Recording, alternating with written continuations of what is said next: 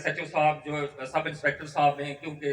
Inspector صاحب تو course پہ ہیں، تو ان کی غیر موجودگی میں جس طرح انہوں نے یہ سسٹم کو چلایا ہوا ہے، دو تین ان کے پاس انویسٹیگیشن افیسران ہیں، لیکن میں یہ گزارش کروں گا کہ جتنا جلدی ہو سکے، جب تک انسپیکٹر صاحب آتے تو کوئی مزید بھی ادھر کو انسپیکٹر جیسے سی آئی میں بھی انسپیکٹر نہیں ہے، ادھر بھی انسپیکٹر نہیں ہے، تو وہ اس حوالے سے بھی کچھ ہو، نفری میں بھی کچھ اضافہ ہو جائے، اور مزید as a member district councillor چاہی گئی میرے حوالے سے جو ریکوائرمنٹ جو پولیس کو، اگر میرے حوالے سے کوئی بھی، میری یونین کونسل کے حوالے سے کوئی بھی اگر معاملہ ہو تو انشاءاللہ میں لمحہ آپ کے ساتھ حاضر ہوں۔ کیمرہ ہو جائے گا۔ آپ نے جو ایڈمنسٹریٹو پوائنٹ آف ویو سے جو باتیں کی، گاڑی کا آنا جانا اور پروسیکیوشن برانچ، اس کے لیے میں ایس پی صاحب کو بتاؤں گا کہ جو مناسب یہ کام کر سکتے ہیں اس پہ یہ کریں۔ نفری کا آپ کو بتایا کہ نفری انشاءاللہ جو ہے وہ